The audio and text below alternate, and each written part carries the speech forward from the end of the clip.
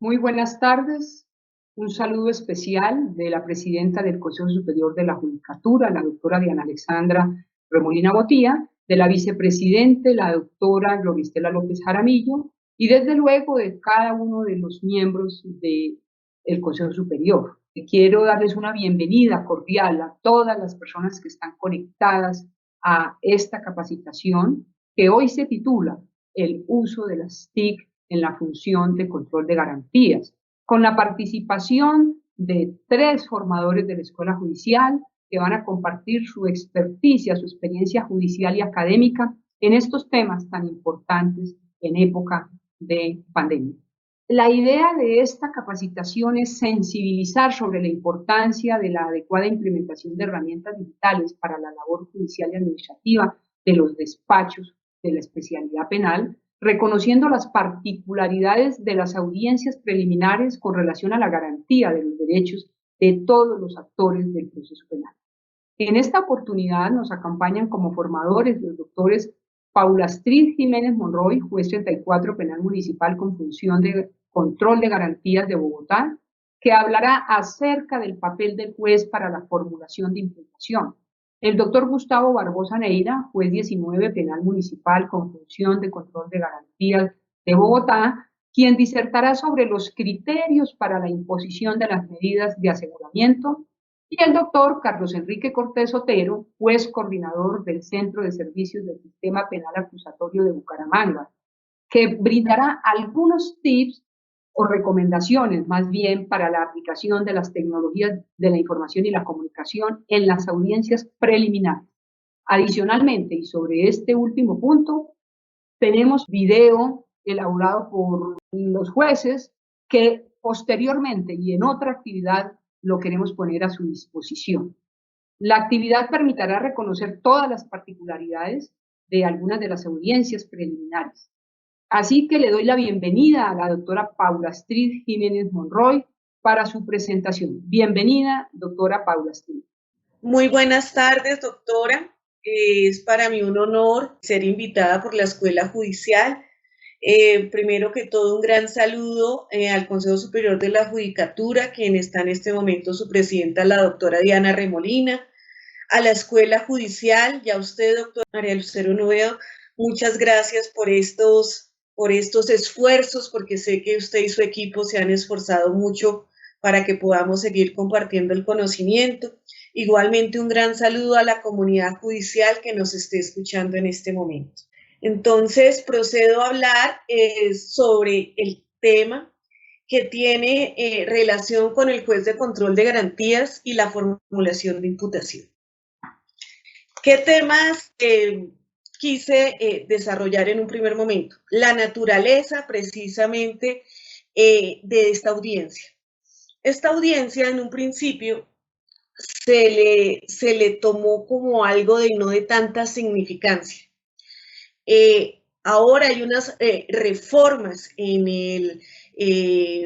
por la comunidad académica que quieren terminar con la audiencia de formulación de imputación. Y es que esta audiencia se volvió un poco problemática. ¿Problemática por qué? Porque la naturaleza de ella es que es un auto de sustanciación, es un auto de parte.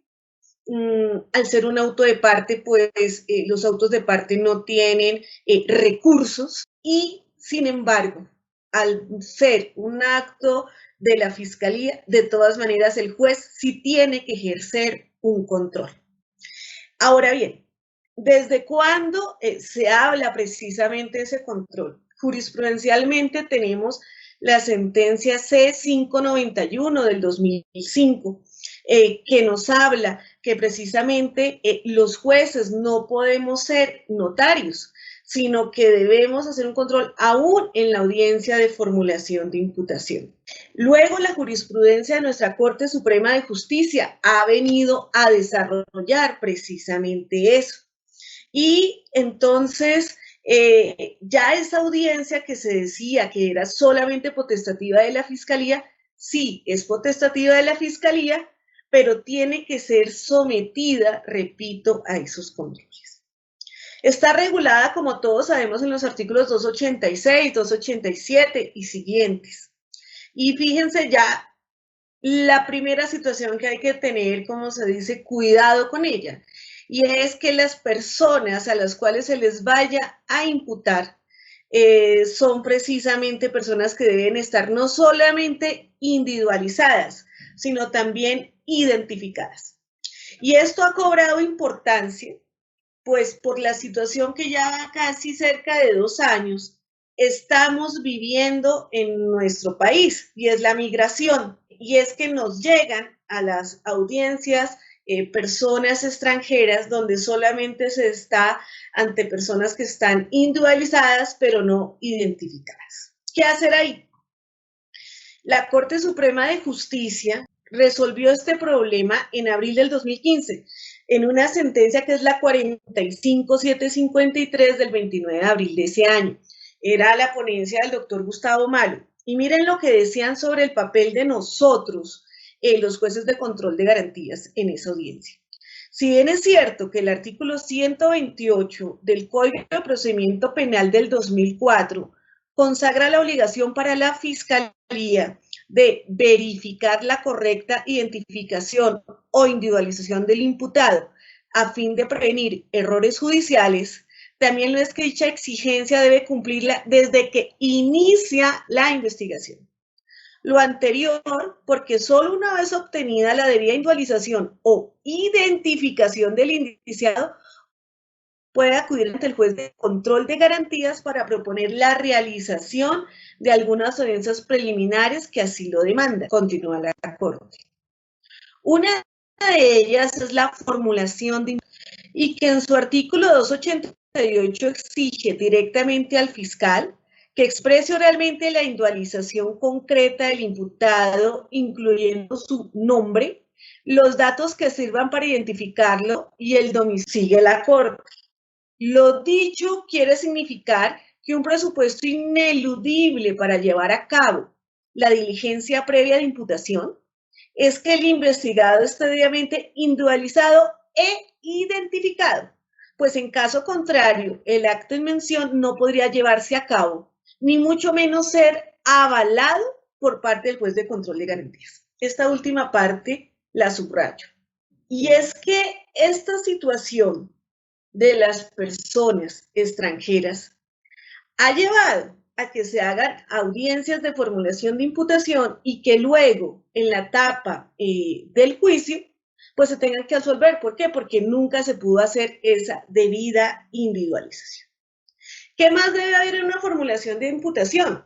Pues debe haber una relación clara y sucinta de los hechos jurídicamente relevantes en un lenguaje comprensible. Esto no implica, pues, descubrimiento de elementos materiales probatorios. Pero en esa situación tan sencilla de hechos jurídicamente relevantes, empieza el otro gran debate. ¿Qué son los hechos jurídicamente relevantes? Bueno, nuestra Corte Suprema también ya ha hablado sobre ese tema y nos ha dicho que los hechos jurídicamente relevantes corresponden al presupuesto fáctico previsto por el legislador en las normas respectivas penales. Para ello, les recomiendo ver la sentencia del 17 de febrero del 2009, bajo el radicado SP 2042-2019, dentro del proceso 51002. Ahí sostuvo este alto tribunal que si la relación clara y sucinta de los hechos jurídicamente relevantes es un requisito legal que como tal hace parte de la estructura del proceso, es evidente que el juez está en la obligación de custodiar la existencia de aquella en la sentencia. Entonces, aquí viene a verse cómo el juez precisamente en atención al respeto al debido proceso debe estar atento a que precisamente esos hechos jurídicamente relevantes sí estén dentro de la audiencia.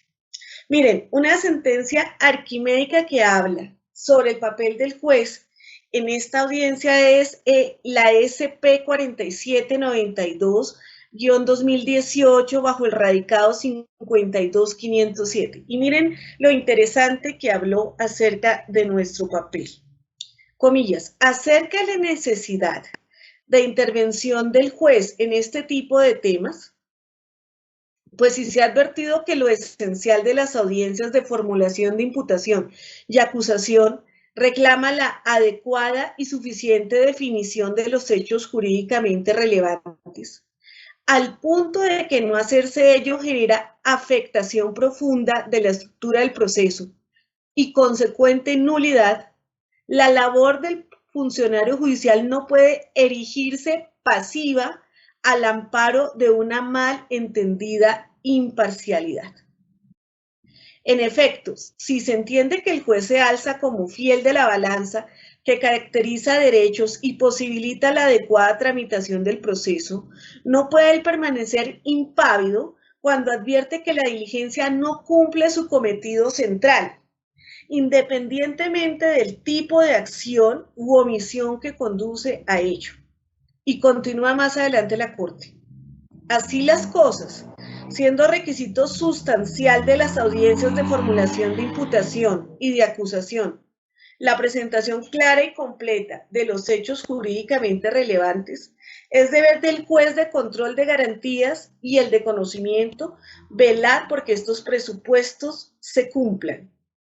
Entonces, véase que cuando hay algún debate en esa audiencia de formulación de imputación en donde se dice, por favor, señor fiscal, explique, por ejemplo, el caso de las situaciones de accidentes de tránsito. ¿Cuántas veces no ha sucedido que en esas audiencias se dice que fue por culpa del conductor, pero nunca se habla de cuáles son esas situaciones de culpa? Me refiero, hubo una situación de impericia, hubo una situación de negligencia, hubo una situación de violación a los reglamentos. Muy pocas veces se habla de ello. En ciertos delitos, como ha sido, por ejemplo, la falsedad material en documento privado, la Corte Suprema ha hecho bastantes devaneos en cuanto a que hubo una época en que la Corte solamente pedía la autoría.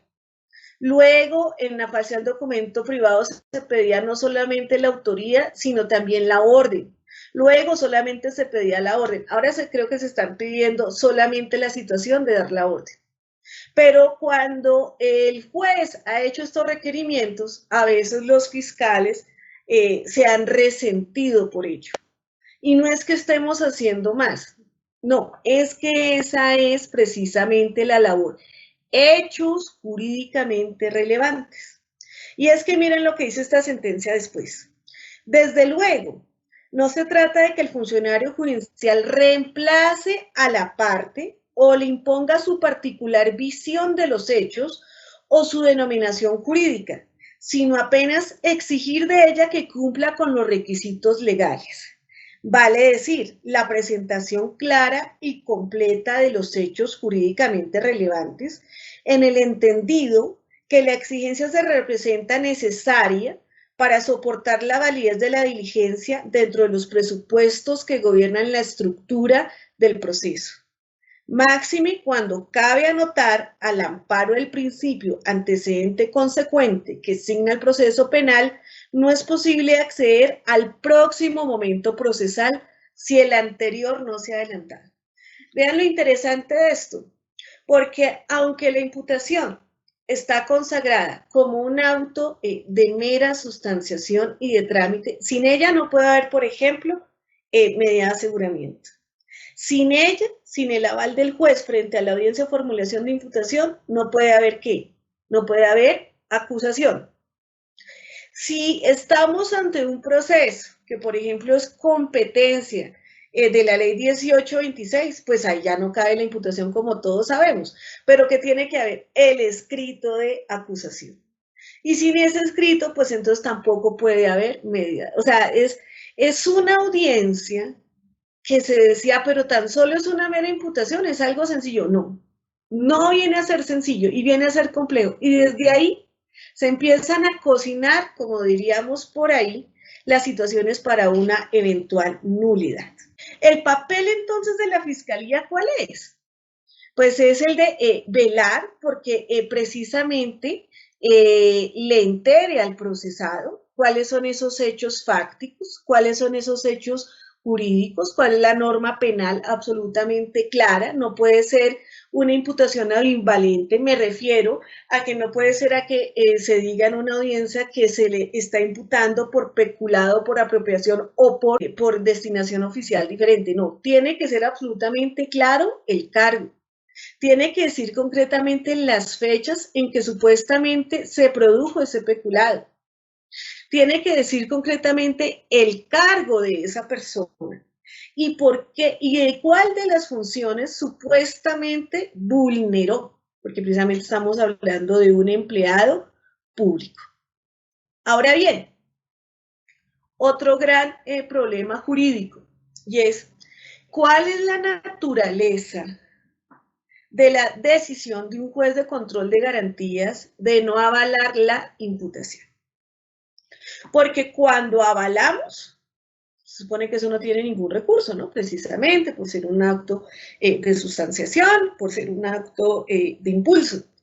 Pero cuando se niega, empiezan a haber las dudas acerca de qué clase de decisión es esa. Bien, revisando nosotros lo que es pues la cuestión del Código General del Proceso, pues tenemos que esa naturaleza de elección de no dar el aval obedece a la misma institución sobre la cual estamos haciendo nuestro pronunciamiento. Me refiero, ¿es un auto de sustanciación? Pues la decisión también es un auto de sustanciación. Como es un auto de parte, le estamos diciendo que no a un auto de parte y los autos de parte no tienen recursos, pues ese auto de no avalarla tampoco tiene recursos. Y es que pongo a consideración precisamente cómo en el artículo 161 de la Ley 906 y en el artículo 177 de la Ley 906 nos dice que es un artículo que es taxativo, esto es, no es abierto. Y allí no se menciona en ninguna parte lo referente a que sea recurso, a lo referente a la formulación de imputación y su no aval por el juez de control de garantías. Y eso tiene también una razón de ser aún más profunda. Y es que los recursos solamente deben ser dados para las situaciones absolutamente sustanciales del proceso penal. Lo que siempre quisieron los legisladores cuando se estudió el sistema penal acusatorio es que situaciones como esas, que si no se rendía lo mínimo, que son los hechos jurídicamente relevantes, que si no está la persona debidamente identificada e individualizada, pues hombre, y si no se le decía cuáles eran las rebajas a las que tendría o no tendría derecho el procesado en caso de aceptar los cargos, pues era una cuestión de bulto que ya el juez tenía que decir que no se debía hacer. Sin embargo, bueno, la experiencia nos ha mostrado que a veces no se les facilita a ciertos miembros de la Fiscalía el hacer esas imputaciones. Ahora bien, el otro gran papel que tiene precisamente el juez de control de garantías es el de velar como garante del debido proceso. O sea, que si un juez se abstiene de actuar cuando precisamente ve que se está violando un derecho fundamental, como en este caso sería el derecho de defensa, el derecho de contradicción, es que eso puede ir en una nulidad. Y ahí habría un pecado ¿de quién? Del juez de control de garantías. Esto, por ejemplo, lo estudia el radicado SP 2042-2019-51007 del 17 de septiembre del 2019, que dijo cuáles eran las funciones del juez de control de garantías. Primero, garantizar el ejercicio del derecho de defensa. Segundo, sentar las bases para el análisis de la detención preventiva. Tercero, delimitar los cargos frente a los cuales pueda propiciarse una sentencia anticipada. y termina con que si en la imputación no se contiene una relación adecuada de los hechos jurídicamente relevantes, pues se viene a afectar la estructura misma del debido proceso, conllevando a ello la nulidad. También es de tener en cuenta que la audiencia de formulación de imputación puede tener variaciones, o sea, puede haber adiciones a la audiencia de formulación de imputación, sí.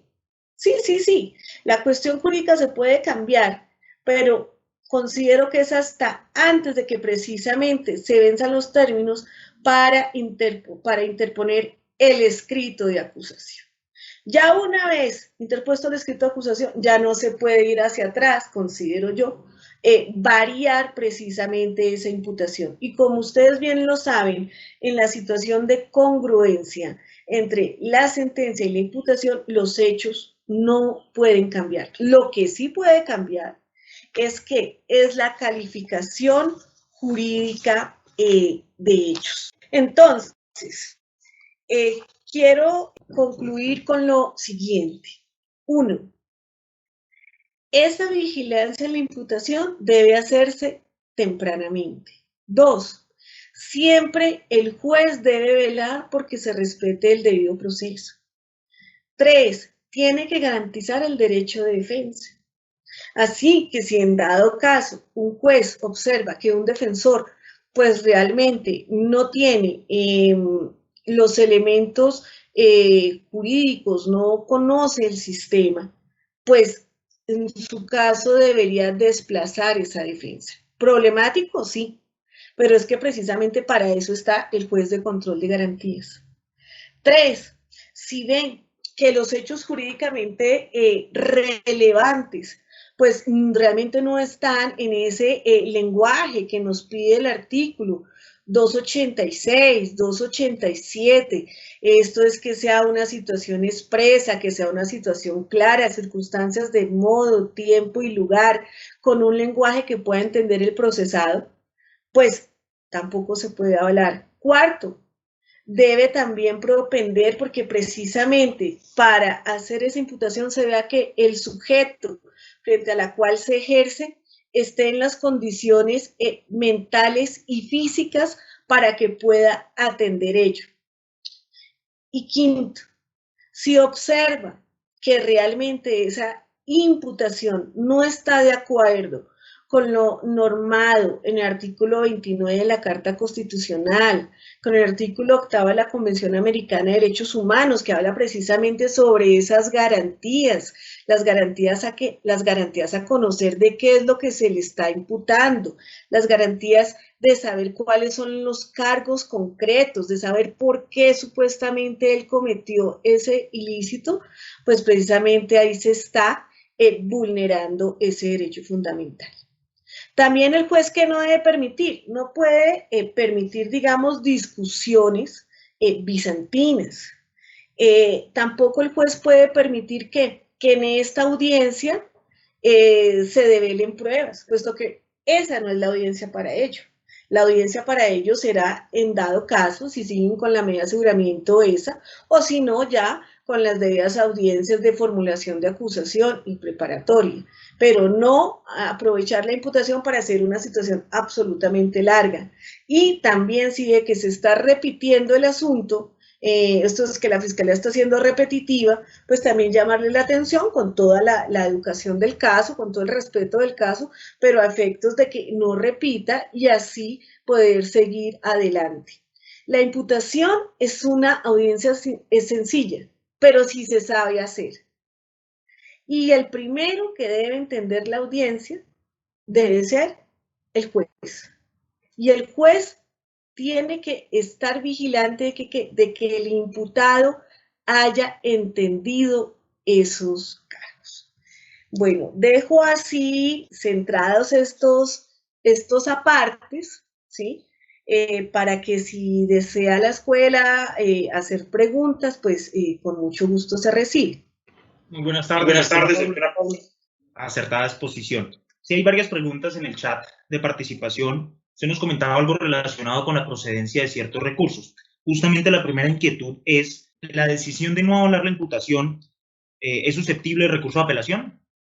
No, porque de una parte lo que estamos diciendo no es un auto de sustanciación, ¿sí? De mero impulso procesal, como lo dije. Y segundo, el artículo 177 de la ley 906 nos dice taxativamente cuáles son las decisiones frente a las cuales cabe el recurso de apelación. Y resulta, y no es un artículo abierto, ojo, ese es un artículo cerrado, por eso hablo también de situaciones taxativas.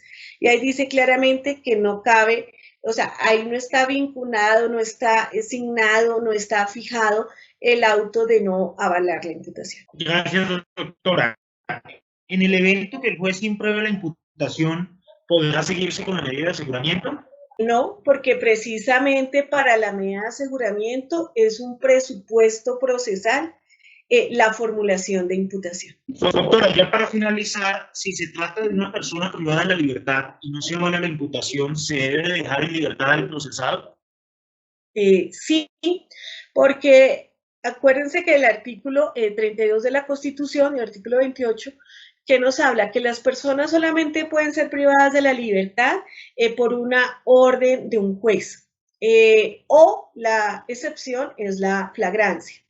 Cuando a una persona se le legaliza la captura, pues ya si fue en razón de una orden, ya esa orden ha quedado efectivizada y se debe cancelar, ¿no? Y si es una situación de flagrancia, pues ya ahí el juez, si legaliza la captura, lo que debe seguir es la formulación de imputación. Entonces, ¿qué pasa?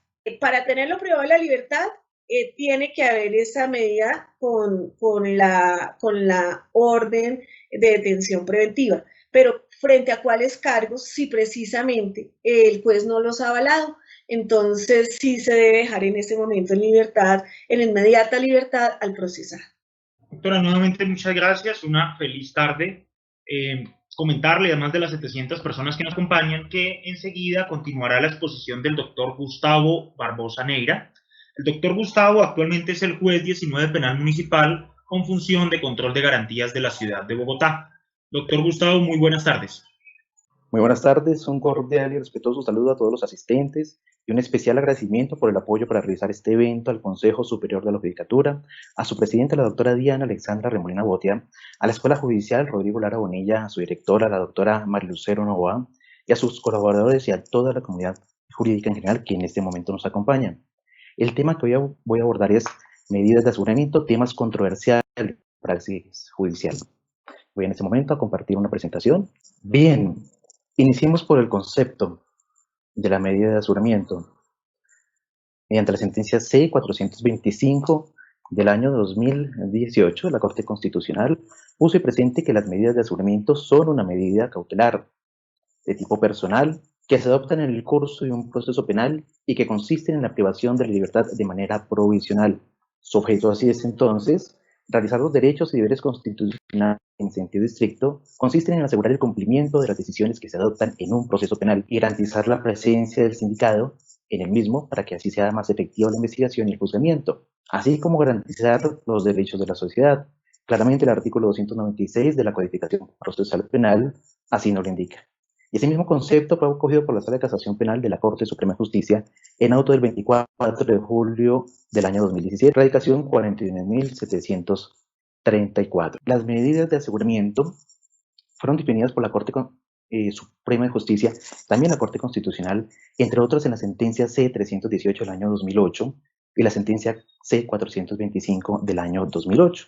Sostuvo que primero deben ser decretadas por una autoridad judicial competente. En este caso, esa competencia recae sobre el juez de control de garantías. Así lo establecen los artículos 306 y 308 de la Codificación Procesal Penal. En desarrollo de un proceso penal tienen un carácter inminentemente provisional o temporal y tienen que imponerse bajo el estricto cumplimiento de los requisitos que la Constitución y la ley para tal efecto prevén. Mediante la sentencia C-390 del año 2014, la Corte reiteró sus precedentes en el sentido de que las medidas de aseguramiento de ninguna forma pueden ser equivalentes a la pena impuesta como condena. ¿Quiénes pueden solicitarlas? Y aquí ya entramos en el fondo del tema que vamos a abordar el día de hoy. Las dificultades que se presentan en la praxis al juez de control de garantías al decidir sobre la imposición de la medida de aseguramiento. Primero debemos tener claro que exclusivamente la Fiscalía o la víctima y su apoderado, en los eventos que no sea solicitada esta medida por la Fiscalía, están legitimados para solicitarla. Así lo establece el artículo 306 de la Codificación Procesal Penal y lo enseña la Corte Constitucional mediante la sentencia C-331 del año 2018, entre otras. La víctima puede intervenir en todas las etapas del proceso penal y ello debe ser claro. La Corte Constitucional, en la sentencia ya citada C-031 del año 2018, así lo indicó, resaltando precisamente el derecho a la víctima a participar directamente de la resolución del conflicto social que implica el delito. Y el mismo concepto lo cogió la Sala de Casación Penal de la Corte Suprema de Justicia en sentencia SP 14.496-2017, del 27 de septiembre del año 2017. Pero, ¿cuál es la oportunidad para determinar la calidad de víctima? Y ese es el tema que se ofrece difícil en el curso de una audiencia.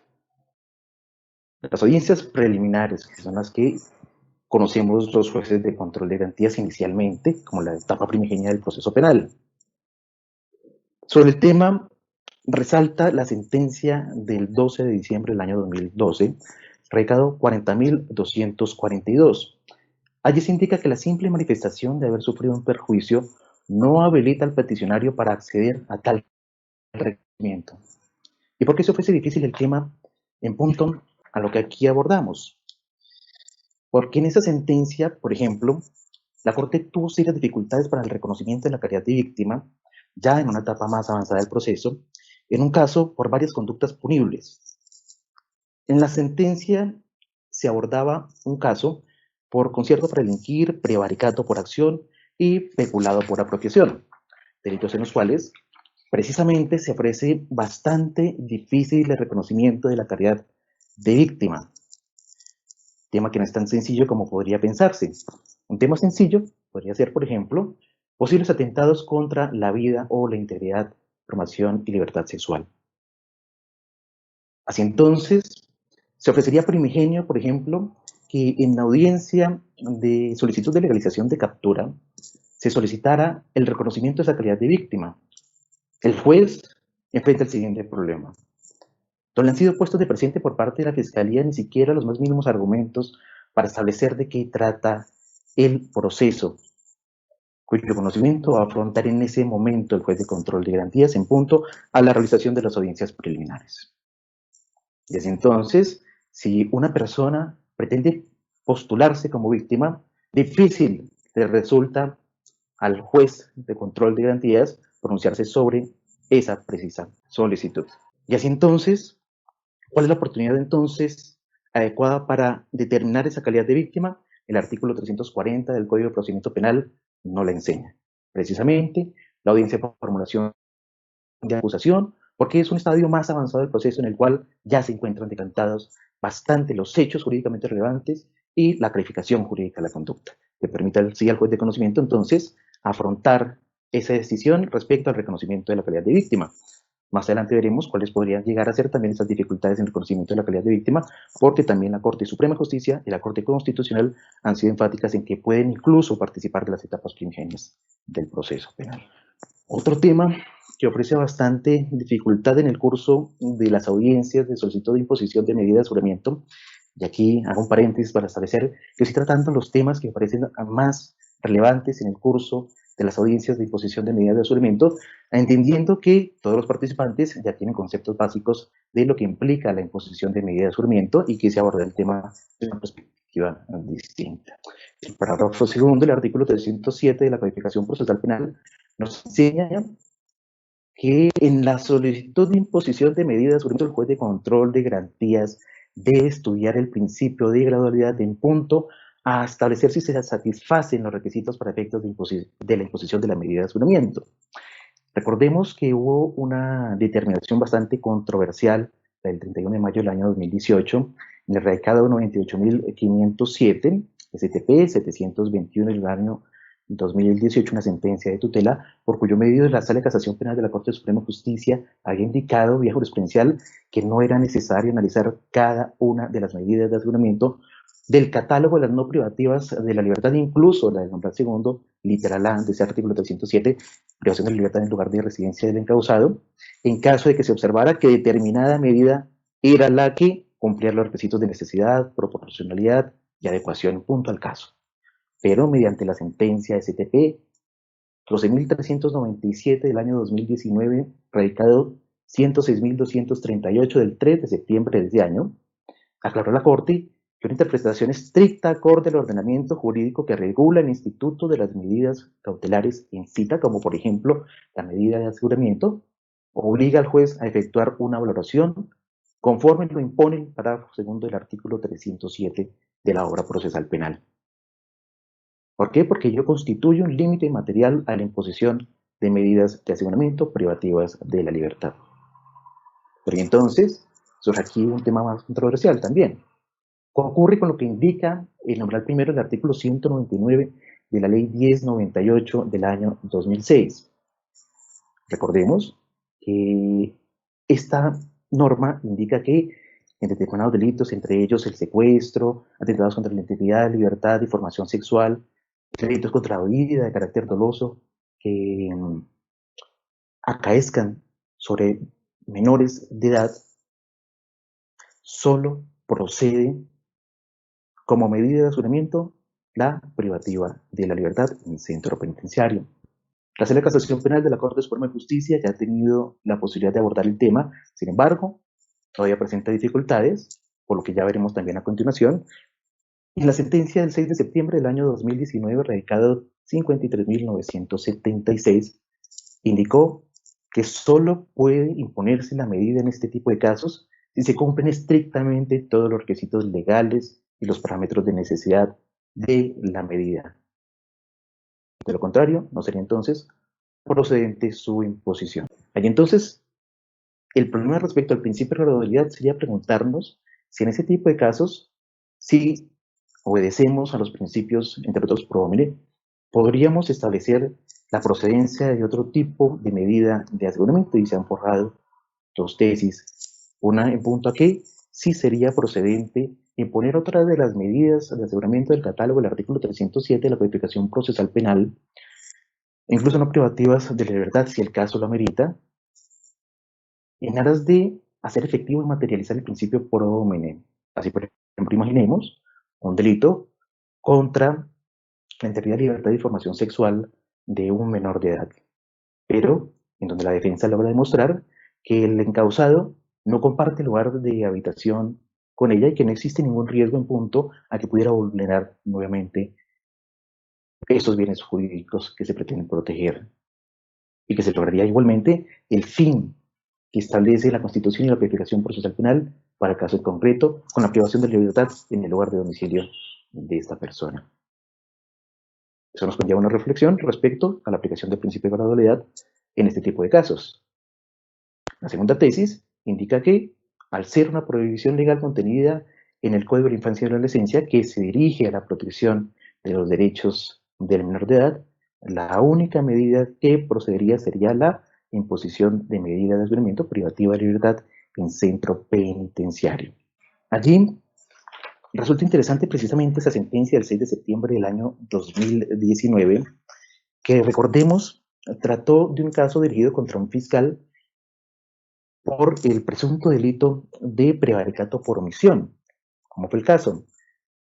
En principio, en un delito que se estaba investigando por acceso carnal con persona puesta en incapacidad de resistir con menor de edad, siendo la víctima menor de edad de 17 años.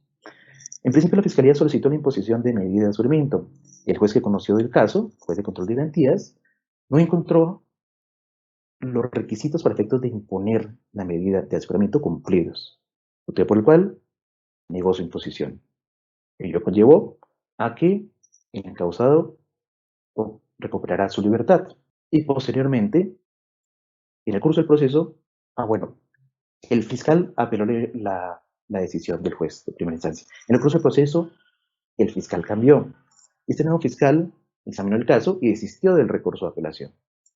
Y entonces inicia la fiscalía este proceso contra este juez por presunto prevaricato por omisión, advirtiendo que le asistía el deber de continuar con el recurso de apelación para efectos de establecer si el juez imponía o no la medida.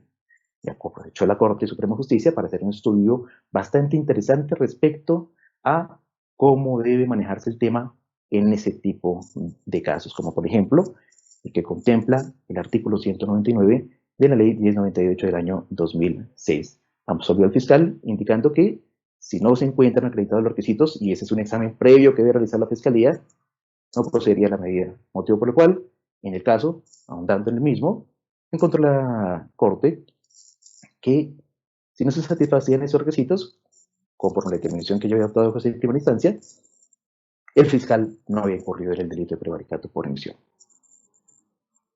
Ahora, la inferencia razonable de autoría o participación es un concepto que también a veces se ha observado vago en el curso de las intervenciones ante los jueces de control de garantías.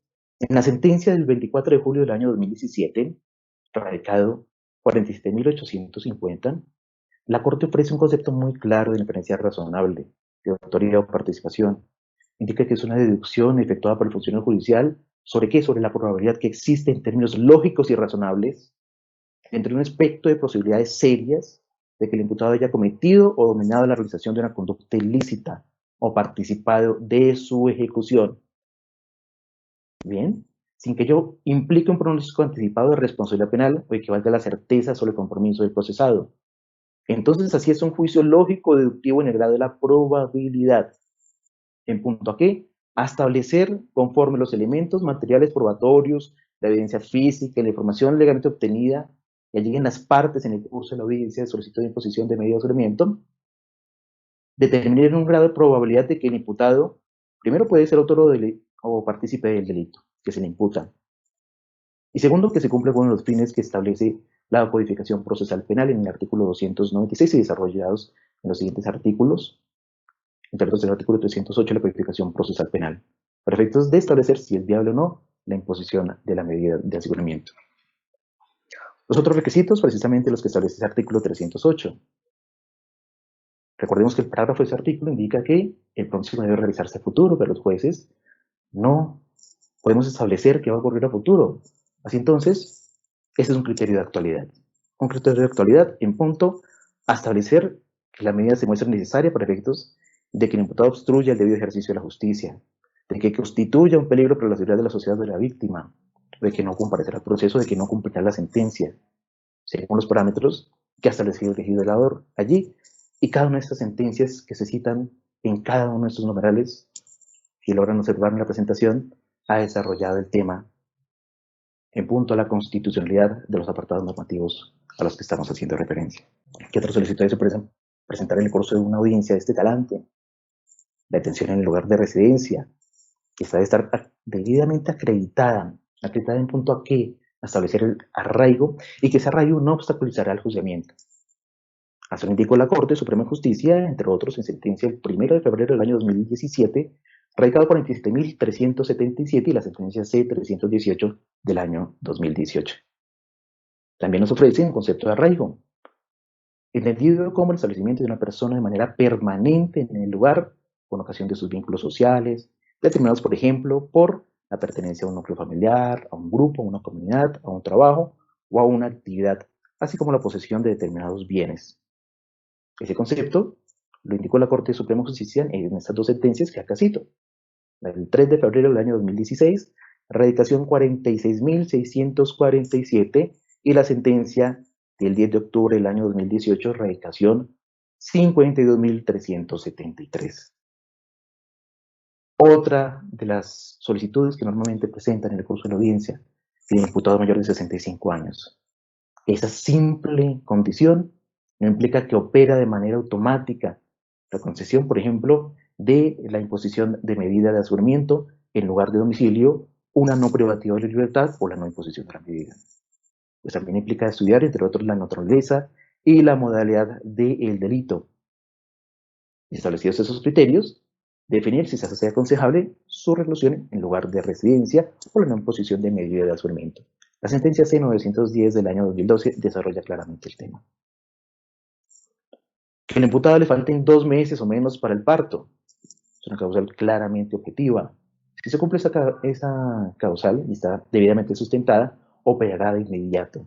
En este caso, una causal en punto a igual a estudiar si durante los 6 meses siguientes a la fecha de nacimiento procedería la revocatoria o la sustitución de la medida de aseguramiento. Estas también son causales de sustitución de la medida de aseguramiento, pero también pueden presentarse de forma directa en el curso de la audiencia. Que el imputado está en estado grave por enfermedad tampoco opera de manera automática solamente porque una persona demuestre que padece determinada enfermedad. Esa enfermedad primero tiene que ser grave, debe ser dictaminada por médico oficial o particular. Recordemos que la sentencia C-163 del año 2019 amplió ese concepto en punto a el galeno que rinde el concepto respecto al estado de enfermedad del encausado y que debe demostrarse adicionalmente que ese estado de salud del procesado es incompatible con la privación de la libertad en un establecimiento penitenciario, es decir, que el centro penitenciario no cuenta con las instalaciones y los equipos necesarios para prestar una atención médica adecuada, conforme los requerimientos del encausado, del paciente, del procesado. Sentencia C-163 del año 2019, recordémoslo. Que el procesado es madre o padre de cabeza de familia, debe soportarse dicha condición, deben cumplirse los requerimientos que se ha establecido vía jurisprudencial en desarrollo de la legislación que regula la materia. Citamos, entre otros, la sentencia del 13 de noviembre del año 2017, radicación 53.863. Y de la Corte Constitucional, la sentencia 904 del año 2018, que claramente los establece. Muchas gracias. Doctor Gustavo, muchas gracias por su presentación. A continuación le comparto dos inquietudes puntuales. Primero, reconociendo que la víctima puede intervenir en todas las etapas del proceso, la pregunta es si puede solicitar su reconocimiento ante el juez de control de garantías en la audiencia preliminar de legalización de captura. Bien, como lo indicamos, es una pregunta bastante compleja. En las ya citadas sentencias C-591 del año 2005 y entre otros la C-473 del año 2016, citemos adicionalmente la C-516 del año 2007, encontramos muy ilustrativo el tema. La Corte estudió la legitimidad de la víctima para solicitar, entre otros, por ejemplo, el desarchivo del proceso. Cuando este ha sido ordenado por la Fiscalía, precisando la Corte que la víctima puede acudir ante el juez de control de garantías, quien nos enseña a la Corte con estos pronunciamientos. La calidad de víctima puede ser conocida en etapas más primigenias del proceso penal. Pero, insisto, son pocas las dificultades que implican el conocimiento en la audiencia, por ejemplo, de calidad de captura. Entre ellas, que es una audiencia que debe efectuarse dentro de las 36 horas siguientes a la materialización de la captura. Es un lapso muy reducido, su pena de conllevar a que se declare ilegal. Así lo establece la Corte Constitucional en la sentencia C-163 del año 2008. La única excepción, recordemos, un auto del 3 de febrero del año 2020 de la Corte Suprema de Justicia, pero no estudió un caso aplicable a este específico evento, sino que indicó que en caso de que el juez de control de garantías esté estudiando, se ofrezca bastante complejo y haya multiplicidad de procesados, podría extenderse ese plazo si se encuentra razonable. Pero recordemos igualmente que contra la decisión por cuyo medio se reconoce la calidad de víctima proceden los recursos de reposición y apelación en el efecto suspensivo, caso en el cual un pronunciamiento de fondo sobre este tema puede llevar a la vulneración de otros derechos. Por ejemplo, pensemos en el ejemplo que ya puse en el curso de mi intervención. El reconocimiento de la calidad de víctima en un delito que se siga por concierto para delinquir, prevaricar, corporación y peculado por apropiación. Son casos en los que a veces no se ofrece fácil establecer quién detenta esa calidad de víctima. Esa persona, porque indica ser víctima, y no se reconozca a otra persona, porque bajo el mismo postulado pretendió el reconocimiento de la víctima, pero no se encontraron acreditados esos requisitos. Pero creo que posteriormente se establezca que el no reconocido sí detentaba la calidad de víctima y quien fue reconocido no la detentaba. Eso podría llevar a nulidades. ¿Por qué? Porque la víctima puede hacer intervenciones en el curso de las audiencias si es que se le reconoce tal calidad. Bien, ahora, como también conlleva a la interposición de recursos, en el efecto suspensivo yo implicaría que se suspenda la audiencia de control de legalidad de la captura. Y ello podría también atentar contra los derechos del procesado. Así concluimos entonces que el reconocimiento de la víctima primero puede efectuarse en efecto en cualquier cualquier momento de la actuación, incluso en etapas iniciales, pueden presentarse escenarios en los que su reconocimiento formal implica un estudio más de fondo. Y así entonces, particularmente, opto por acoger lo establecido en el artículo 340 de la Codificación Procesal Penal, siendo la audiencia de formulación de acusación el escenario procesal adecuado para su reconocimiento, permitiendo a la víctima su intervención en estas etapas preliminares a través de la fiscalía. Las dificultades también que ello puede llegar a aparejar, como por ejemplo los criterios encontrados sobre un determinado tema, pero es mejor la acoger el criterio del artículo 340 de la Codificación Procesal Penal. Claro, pueden haber escenarios en los que el conocimiento se puede hacer de forma primigenia por los motivos expuestos con antelación, y por eso es que es un tema que ofrece bastante dificultad. Muchas gracias, doctor. Una segunda inquietud. En el caso, por ejemplo, de un proceso por delito de secuestro cometido contra menores de edad, considerando lo previsto en el numeral primero del artículo 199 de la Ley 1098/2006, la medida de aseguramiento siempre consistirá en la detención en establecimiento penitenciario. Y de una vez aprovecho para hacer esta otra inquietud conexa. Considerando el principio de gradualidad, podría pensarse en la imposición de otro tipo de medidas de las que derivan del artículo 307 del Código de Procedimiento Penal. Bueno, en efecto, eso indica el numeral primero del artículo 199 de la Ley 1098 del año 2006, Código de la Infancia y la Adolescencia. Y sobre el tema, dos tesis han cobrado una particular relevancia en el curso de la praxis judicial, según lo he podido observar en estos años de práctica judicial. La primera, que el juez de control de garantías, si encuentra reunidas todas las exigencias constitucionales y legales para imponer una medida de aseguramiento en estos casos, la única que puede y debe imponerse es la detención en el establecimiento de reclusión, porque así lo... Pero hay una segunda tesis que también traté de abordar en el curso de intervención, pero por las limitaciones de tiempo tal vez no me extendí mucho en esta explicación. Esta segunda tesis es que, acorde con las exigencias del artículo 296 de la Ley 906 del año 2004, nuestro Código de Procedimiento Penal, esto es que la medida sea necesaria, adecuada, proporcional y razonable. Ello obliga al juez a aplicar un instrumento hermenéutico denominado juicio de proporcionalidad en estricto sentido. Y así entonces el estudio de la imposición de medida de aseguramiento implica realizar un estudio en punto a la proporcionalidad acorde al principio pro homino o pro persona, que no es otra cosa que la obligación que tiene todo juez de control de garantías y todo juez, incluso de conocimiento también en el territorio nacional colombiano, de preferir, cuando existan dos interpretaciones posibles de una disposición, la que más favorezca la dignidad humana.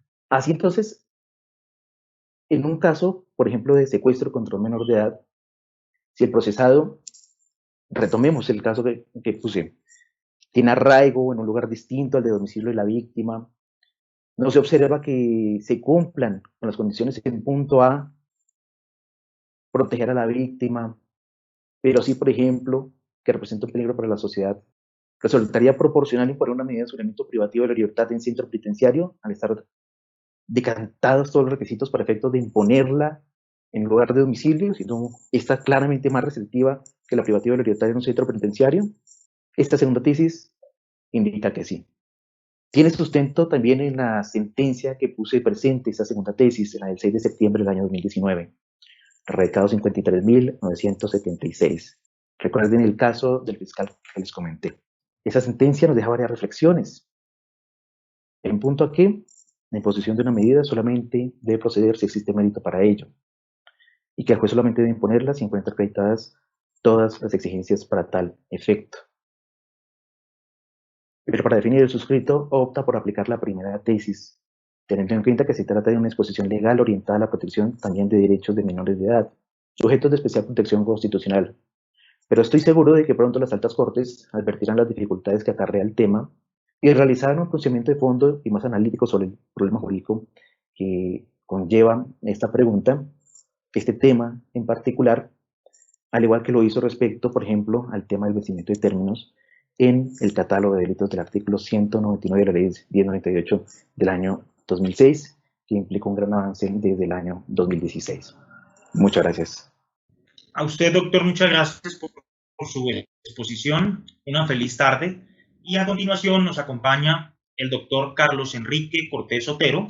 El doctor Carlos Enrique actualmente es el juez coordinador del Sistema Penal Acusatorio de la ciudad de Bucaramanga. Doctor Carlos, buena tarde. A todos ustedes, muy buenas tardes, gracias por acompañarnos y agradezco la invitación que me ha realizado el Consejo Superior de la Judicatura y la Escuela Judicial Rodrigo Lara Bonilla, presidida por la doctora Marilucero Novoa, y esto para hablar sobre un tema que, si bien es cierto, parece decantado a la fecha, igualmente pues sea menester precisar, es un tema bastante controversial y que puede generar errores judiciales, y por ello es importante que se aborde dentro de una temática muy puntual, muy objetiva, pero a la vez concienzuda y relacionada siempre con los problemas y las vicisitudes reales del día a día. En ese orden de ideas he traído una presentación, unas diapositivas para estructurar entonces mi exposición, que tendrá entonces la siguiente composición, si se quiere, u orden. Iniciaremos con unas definiciones de qué se debe entender por individualización, qué se debe entender por identificación, cuáles son los presupuestos normativos que regulan esa identificación y además la individualización, principalmente esta individualización, en la Ley 600 del 2000 y en la Ley 906 del 2004. Igualmente abordaremos jurisprudencia que nos podrá facilitar entonces una comprensión de las tesis planteadas, dos tesis en concreto respecto a la individualización del sistema penal acusatorio, para cerrar con unos problemas neurálgicos en torno a esta circunstancia o a este requerimiento procesal. Bien, el título de la exposición es La individualización o identificación en el proceso penal colombiano. ¿Por qué utilizo la E y la O? Estos conectores, la norma establece principalmente el conector O, y sin embargo la jurisprudencia de a poco ha venido exigiendo no solamente que haya una individualización, sino además una identificación. Cuando la norma se insiste, principalmente hace esa caracterización, esa O como conector de individualización o identificación. Entremos en materia. El diccionario de la Real Academia Española establece que individualización es acción y efecto de individualizar. Las acepciones que más se acercan a lo que buscamos, a lo que tiene relación con el proceso penal, es la 1 y la 3. Expresa algo con todas sus circunstancias y particularidades, y eso debe entenderse por individualizar. Además, significa distinguirse, singularizarse en algo. Por su parte, la identificación, según la Real Academia de la Lengua Española, es la acción y efecto de identificar. Identificar, reconocer si una persona o cosa es la misma que se supone.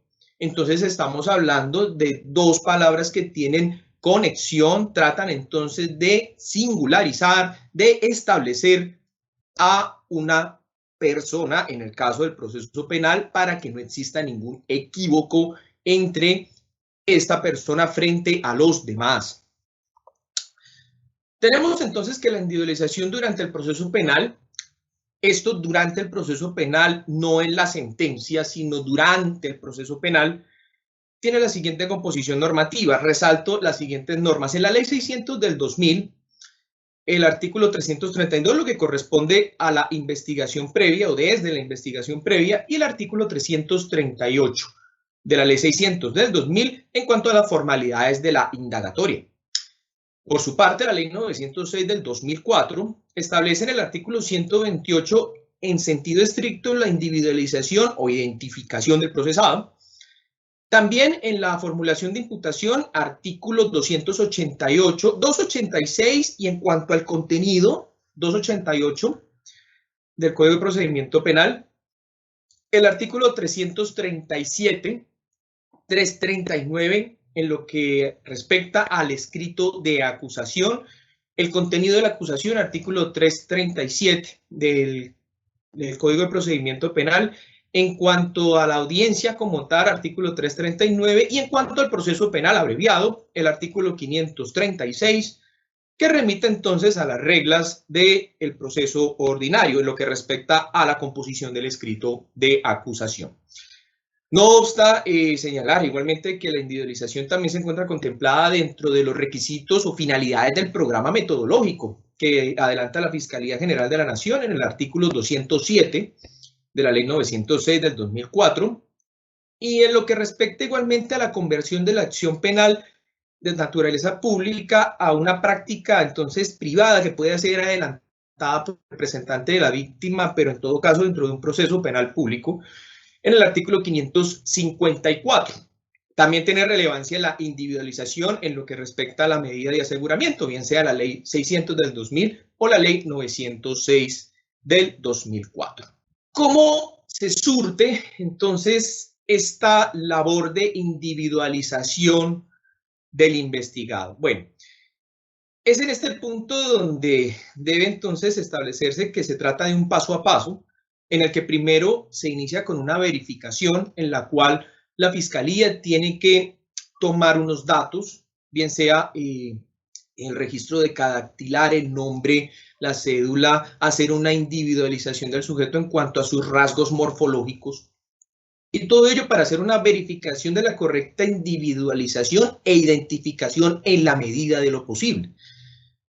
Ante la ausencia de un documento de identidad, la Policía Judicial debe tomar las huellas, el registro de cada dactilar de la persona capturada, y estamos hablando de los casos con privado de la libertad.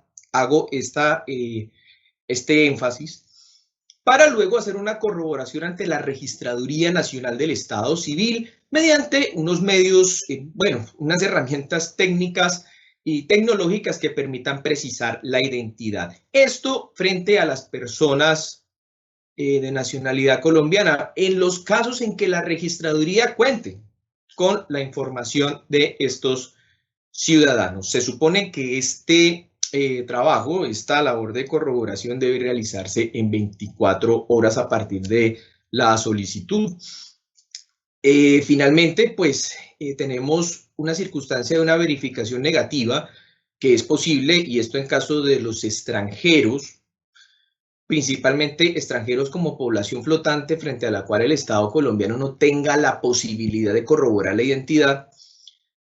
Pero en todo caso, si no obra una identificación del ciudadano capturado, pues la Registraduría Nacional del Estado Civil, previa solicitud de la Fiscalía, puede asignar un cupo numérico, puede identificar, registrar temporalmente a esta persona con el nombre con el que se haya presentado al momento de la captura, y se le asigna un cupo numérico. Con ello se cumple con este requisito de la individualización e identificación.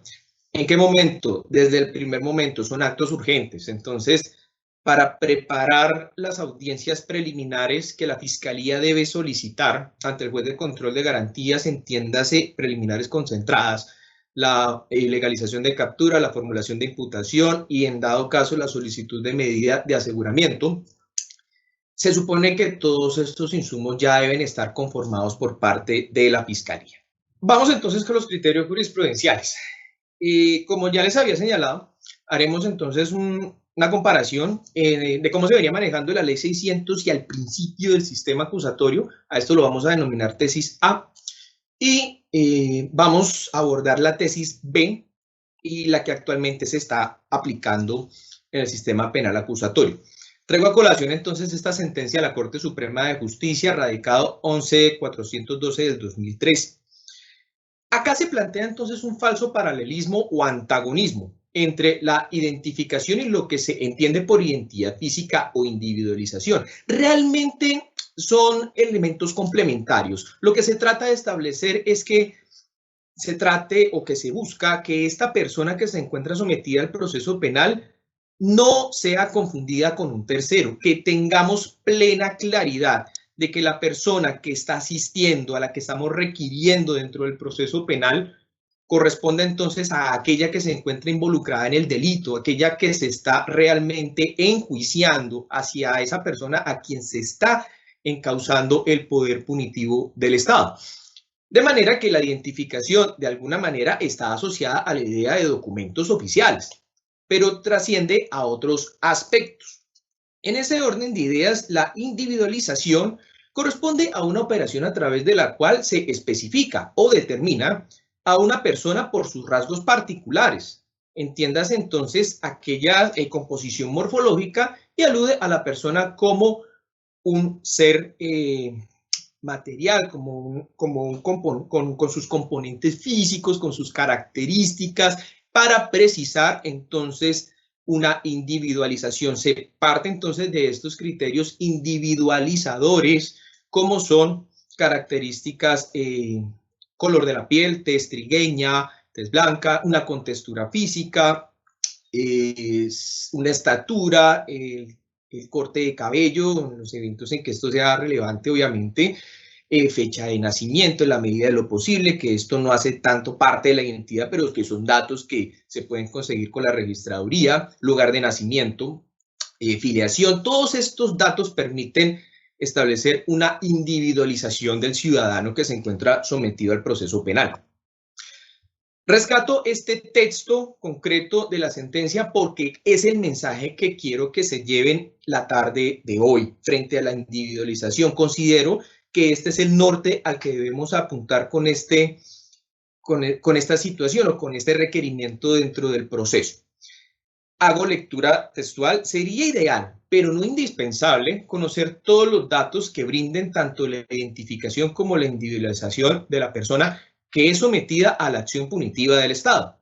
De lo contrario, se llegaría al absurdo de que los delincuentes respecto de quienes se desconoce su filiación o las personas indocumentadas o conocidas solo por su remoquete o las que han abandonado o cambiado el lugar de residencia, pese a su inconfundible señalamiento, no podrían ser sujetos pasivos de la acción penal. Entonces, en ese orden de ideas, encontramos que esa es la necesidad de justicia, obviamente respetando garantías fundamentales, haciendo una investigación seria y siendo diligentes. Pero en los casos donde no sea posible la identificación, el proceso, en principio, debe encontrar alguna salida, debe encontrarse algún remedio en torno a esta situación neurálgica. Bueno, vamos entonces a estudiar las sentencias de la Corte Suprema de Justicia en torno a este punto. Resalto estas dos de la Ley 600 del 2000, aunque en un principio habíamos abordado la sentencia con radicado 11.412 del 2003. En esta oportunidad, entonces, tenemos algunas sentencias. El radicado 28.301 del 2008, con ponencia del magistrado Sigifredo Espinosa. Y la sentencia con radicado 26.796 del 2009 con la ponencia del magistrado Augusto Ibáñez Guzmán, que en paz descanse. En este orden de ideas se sostiene entonces que en estas decisiones judiciales lo importante es una individualización. Llega al punto entonces la Corte de plantear que es posible que se realice un incidente en torno a después de la sentencia, es decir, cuando ya existe una sentencia, la Corte Suprema de Justicia para la Ley 600 plantea la posibilidad de que se inicie un incidente por parte del juez de conocimiento para adelantar unas labores, si se quiere, oficiosas, para estructurar la identificación concreta de la persona que ya había sido condenada.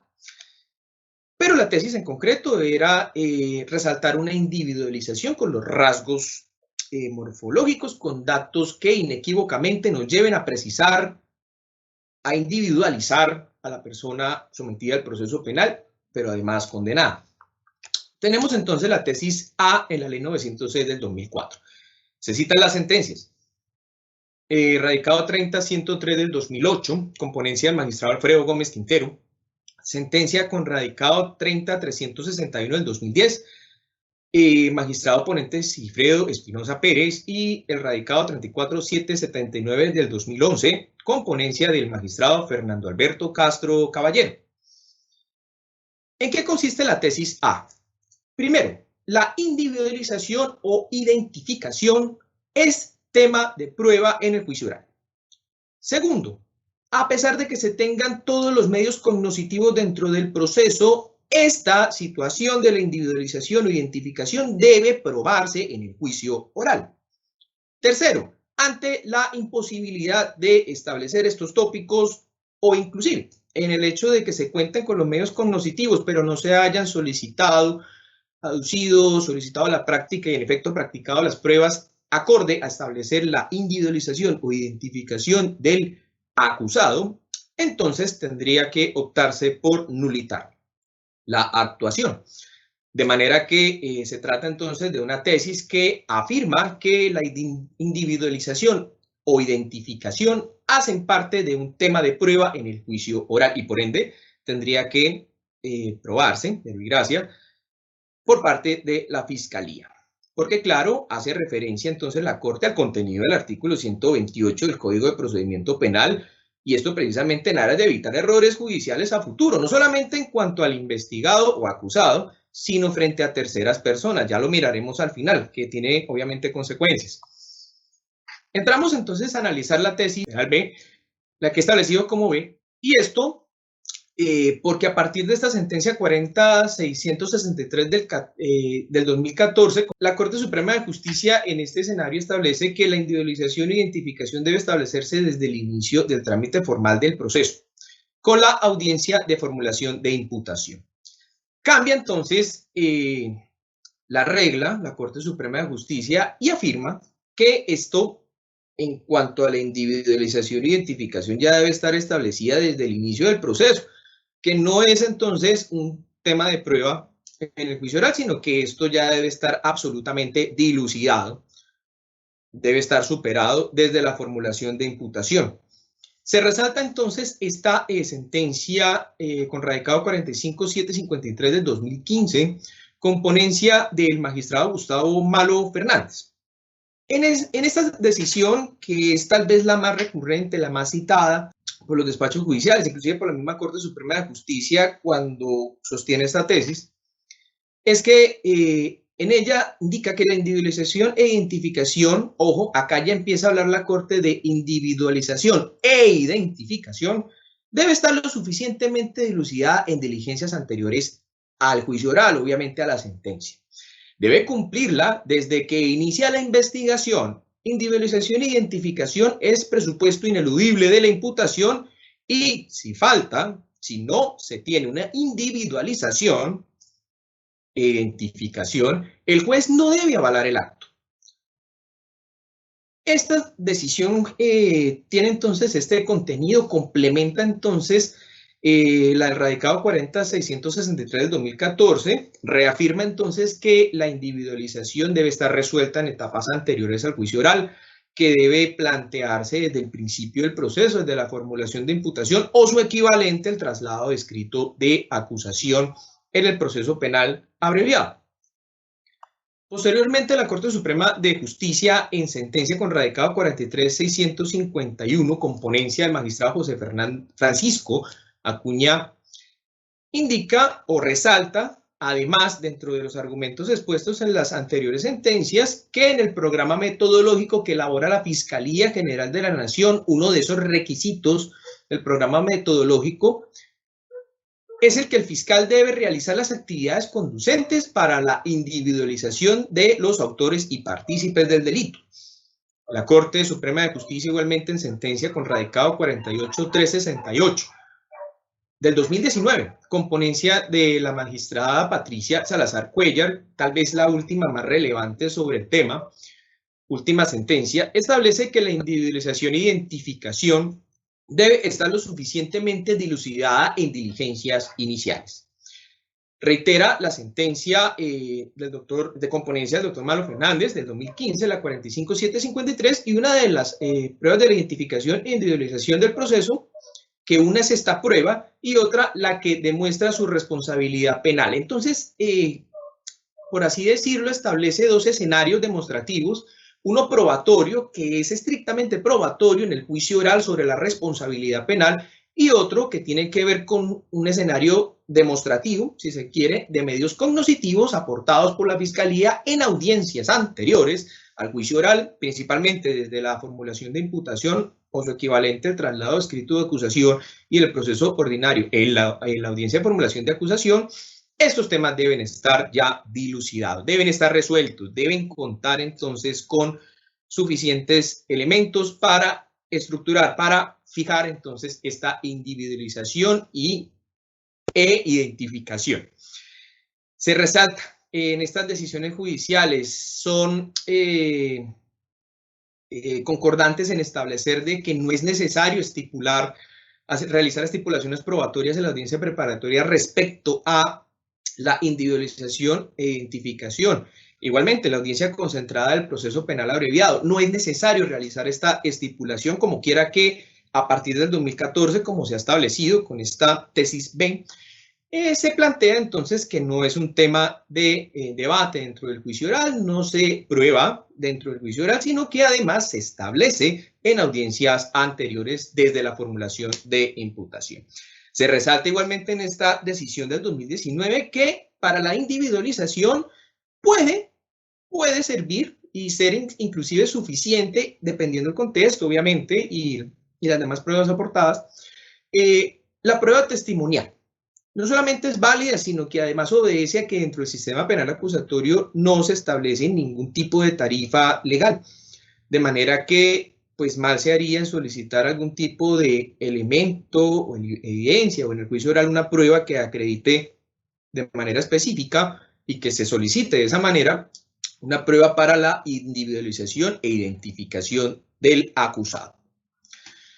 Podemos concretar entonces de que estas dos tesis se confrontan, cada una de ellas con presupuestos normativos que las avalan. Hasta el momento es imperante entonces la tesis B de que este tema no hace parte del tema de prueba en el juicio oral, de que debe estar lo suficientemente resuelto o dilucidado en audiencias anteriores.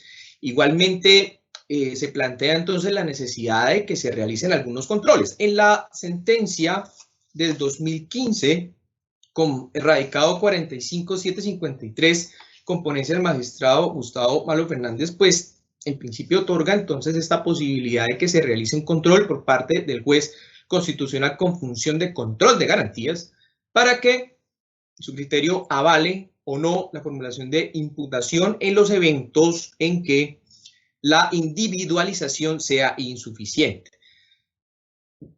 Pero obviamente esto dentro de una praxis cotidiana podemos observar que tiene enormes falencias. Hay unos casos neurálgicos que se plantean con nacionales no identificados, con extranjeros identificables y con extranjeros frente a los cuales no es posible realizar una identificación.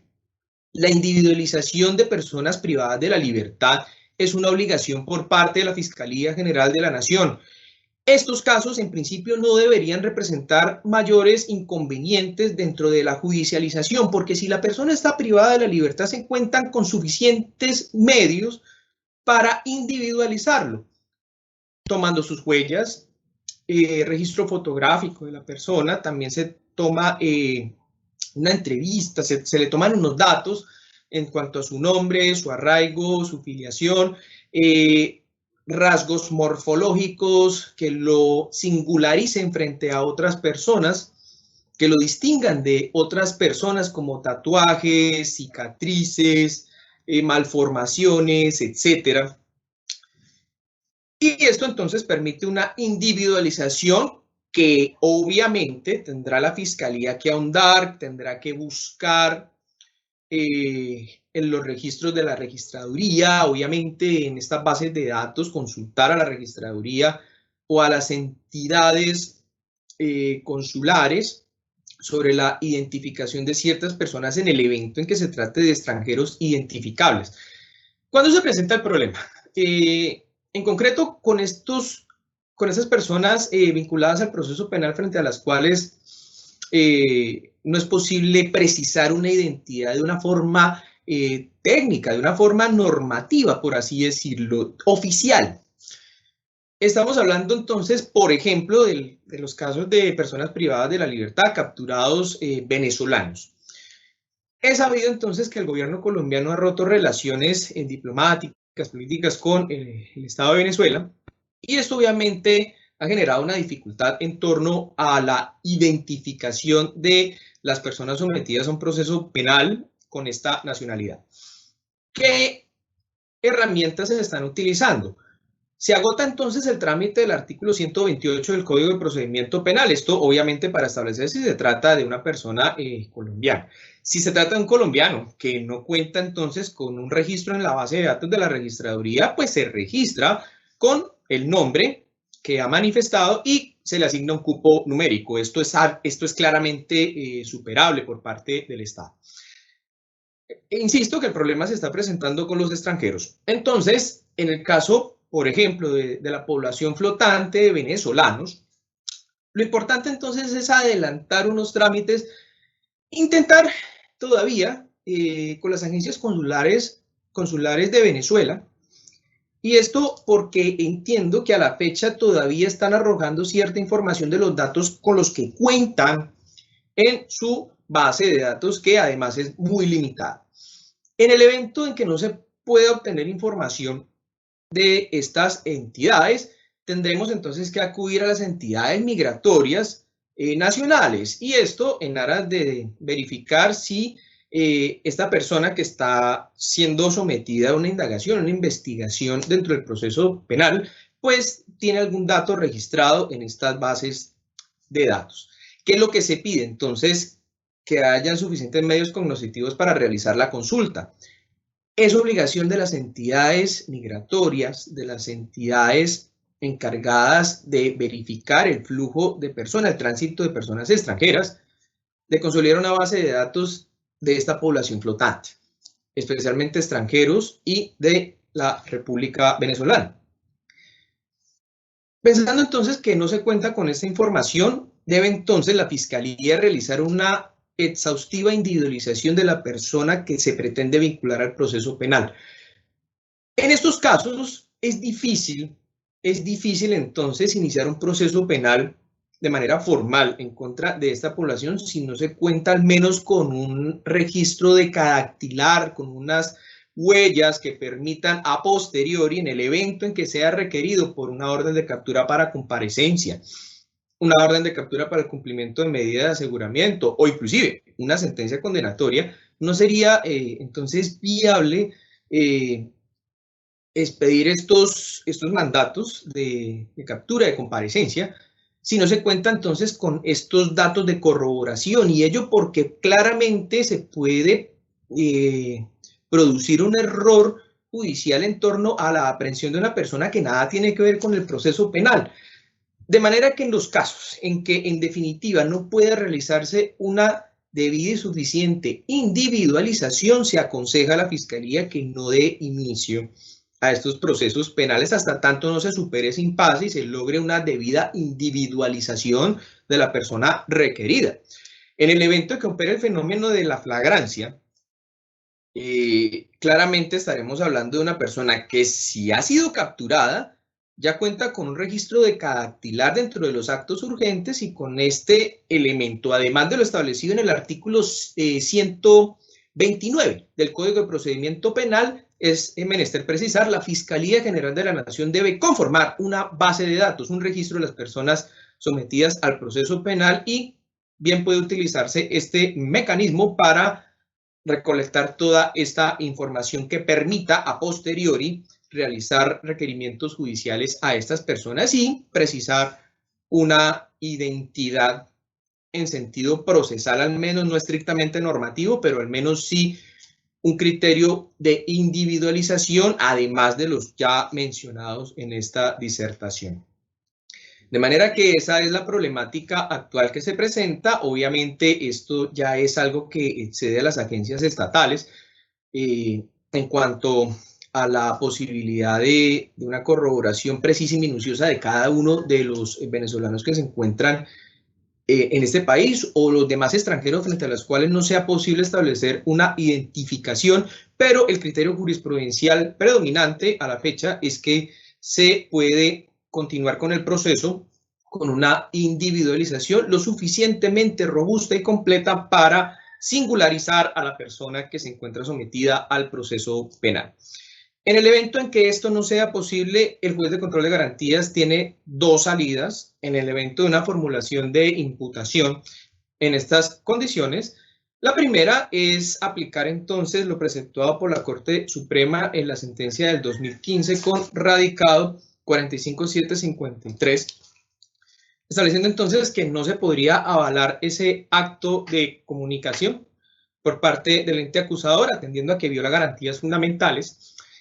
Pero si no es de recibo esta tesis, porque finalmente se trata de una audiencia preliminar que corresponde a un acto de comunicación como tal, le corresponde entonces al juez de conocimiento en la fase de saneamiento del proceso, bien sea la audiencia de formulación de acusación o en la audiencia concentrada en el proceso penal abreviado, en los momentos respectivos de saneamiento del proceso, pronunciarse respecto a este punto y si lo considera o es solicitud de parte, decretar la nulidad de lo actuado. Considero que este es un remedio porque, en definitiva, continuar con un proceso frente al cual no existe una debida individualización hará entonces prácticamente imposible el cumplimiento de la sentencia máxima si se trata de una persona que no se encuentra vinculada al proceso penal, al menos mediante una aprehensión y de la cual se haya podido tomar así siquiera unas huellas para posteriormente corroborar si es la persona requerida en la sentencia condenatoria y obviamente en cumplimiento de este mandato para que sea privada de la libertad. Son los problemas que se presentan con esta situación, con este tema de la individualización. Muchas gracias. A usted, doctor, muchas gracias. 3 inquietudes puntuales. Con relación a la identificación, ¿cómo acreditar los antecedentes penales de una persona que fue condenada sin información sobre su identificación? Perfecto, gracias. En esos eventos es importante contar con unos elementos, unos criterios individualizadores lo suficientemente robustos, significativos para establecer de que la persona que actualmente es sometida a un proceso penal es la misma que en una anterior ocasión fue condenada en otro proceso penal por hechos distintos. En ese orden de ideas depende de cada caso, si se cuenta o no con estos insumos. En definitiva, si se ha proferido una sentencia condenatoria frente a la cual no existe ningún elemento preciso, concreto para individualizar al condenado y que hoy está reincidiendo en conducta delictiva y se le está iniciando otro proceso penal y es menester entonces revisar si frente a él obra o no un antecedente penal con la espuria información aportada, pensemos en la nueva captura, es muy difícil, es realmente violatorio de garantías inclusive atender entonces por lo menos a la simple caracterización del nombre, de que coincide el nombre aportado del capturado con el nombre de una persona que ha sido condenada tiempo atrás, sin contar con otros elementos o evidencias que permitan concretar que efectivamente la persona capturada responde a ese nombre y se encuentra registrada con ese nombre o que por lo menos corresponde en su individualización a aquella que fue condenada tiempo atrás. Se sugiere entonces de que no se tome a consideración ese antecedente en la decisión judicial que se deba adoptar. Doctor, usted hacía hincapié con relación a la importancia de la individualización. Surge la siguiente inquietud. Frente a una indebida individualización, bien sea del procesado o del condenado, ¿se afectan derechos de terceros? ¿Cuáles? Claro que sí. No solamente se puede plantear dentro del proceso penal una nulidad por violación de garantías fundamentales como el debido proceso, y esto en la fase de saneamiento del proceso en la audiencia de acusación o concentrada, dependiendo del proceso, si es ordinario o abreviado, sino además derechos de terceros. Si les planteo la siguiente situación práctica de todos los días, se captura una persona frente a la cual no se ha establecido una identificación. Hablamos de identificación en torno o de cara a medidas cautelares reales. Artículo 97 del Código de Procedimiento Penal, prohibición de enajenar bienes sujetos a registro. ¿Cómo se presenta el capturado? Carlos Enrique Cortés Otero. Y pensemos que aporta una cédula de ciudadanía y que coincidencialmente se sabe los datos de quien hoy funge como expositor. Entonces a mí me están planteando una medida cautelar de prohibición de enajenar bienes sujetos a registro por el término de 6 meses sin una corroboración suficiente de si esos datos aportados corresponden a la persona capturada. Conclusión, si no se cuentan con estos datos de identificación, no es responsable por parte del juez con función de control de garantías emitir las comunicaciones de prohibición de enajenación de bienes sujetos a registro, a oficina de instrumentos públicos, a tránsito, porque pueden estar afectando derechos de terceros que se encuentran absolutamente ajenos al proceso penal. Se puede presentar ese error judicial y atendiendo entonces estas circunstancias, lo que se debe hacer es imponer de forma genérica esta prohibición a la persona que se encuentra en la sala de audiencias, indicándole que no podrán enajenar bienes sujetos a registro, pero sugiero que no se realicen las comunicaciones y ello porque obviamente si no se cuentan con los datos suficientes, se puede estar afectando derechos de terceros. Esa es una de las consecuencias. Obviamente, pensando también en el caso de los homónimos, cuando por una indebida individualización en la sentencia se captura a otra persona que se encuentra, obviamente, ajena a ese proceso, es una persona frente a la cual coinciden los datos en la sentencia, pero que no es la persona que se encuentra o que fue en su momento declarada responsable penalmente. En ese orden de ideas, considero que esos son los efectos o problemas sociales en torno a una debida individualización y obviamente identificación dentro del proceso penal que afectan a terceros, no necesariamente al acusado o condenado. Doctor, y ya para finalizar, en la fase preliminar de indagación o de investigación, ¿qué incidencia tiene la falta de identificación o la insuficiente identificación de autores o partícipes de la conducta punible que se investiga? Se está presentando un problema. Pensemos en el caso de la población flotante, de los venezolanos. Utilizo este ejemplo no con el ánimo de establecer una etiqueta, sino o establecer que son los venezolanos el problema, porque ellos no son el problema, sino es la ausencia de relaciones políticas o diplomáticas que impiden entonces una interacción entre entidades consulares para precisar la identificación de estas personas.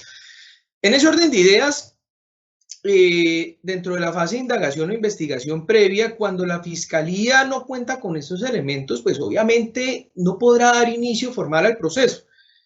En los eventos de que se trate de una persona que continuamente está realizando conductas delictivas, tal vez la única forma de vincularlo al proceso es logrando entonces encontrarlo en alguna situación de flagrancia, de flagrante delito para aprenderlo y allí sí entonces con estos datos poderle tomar las huellas, poderle tomar un registro, pues entonces con ello se podría dar inicio al proceso para configurar entonces esta individualización, pero si no se cuenta con esos datos, si no se cuenta con esos registros, considero que es muy difícil que un juez de control de garantías pueda expedir una orden de captura en contra de una persona frente a la cual no se cuenta con una suficiente individualización entre ellos, entre esos elementos individualizadores, con una identificación, porque puede entonces conllevar a un error judicial. Este tipo de decisiones son proclives a un error judicial que afectará derechos fundamentales de terceros. De manera que es un llamado entonces para que las entidades administrativas migratorias fortalezcan entonces sus programas, sus proyectos en torno a que las personas que ingresan al país, bien sea venezolanos o puede ocurrir con otros extranjeros, pues se encuentren debidamente registrados. Para ello hay distintas formas de caracterización, de registro en el Estado colombiano, y esta situación debe formalizarse, o de lo contrario se van a seguir presentando todos estos problemas en torno a la individualización y, como no, principalmente frente a la identificación de extranjeros. Doctor, muchas gracias por tan importantes precisiones. Una feliz tarde. A continuación, la doctora Marilucero Novoa. Muchísimas gracias a todos nuestros formadores, especialmente a la doctora Paula Astrid Jiménez Monroy, juez 34 Penal Municipal con Control de Garantías de Bogotá, al doctor Gustavo Barbosa Neira, juez 19 Municipal también con Control de Garantías de Bogotá, y a nuestro juez coordinador del Centro de Servicios del Sistema Penal Acusatorio de Bucaramanga, el doctor Carlos Enrique Cortés Otero, Muchas gracias a todos ustedes por sus muy importantes aportes, por sus claras y ponderadas exposiciones, quienes con su experiencia, con su experticia judicial y académica, nos han dado luces, nos han orientado para la interpretación y aplicación adecuada de la ley procesal penal. También a las 802 personas que se han conectado a esta transmisión, muchas gracias. No me resta más que desearles un feliz fin de semana, que es con festivo, pedirles encarecidamente una reflexión personal y humana. Este tiempo de confinamiento obligatorio preventivo es una oportunidad también para reflexionar a todos nuestros servidores judiciales y a todos los que participan en el sector justicia, un agradecimiento especial. Todos podemos hacer más y mejor. Estas épocas de crisis devienen también grandes oportunidades. Feliz tarde para todos. Muchas gracias.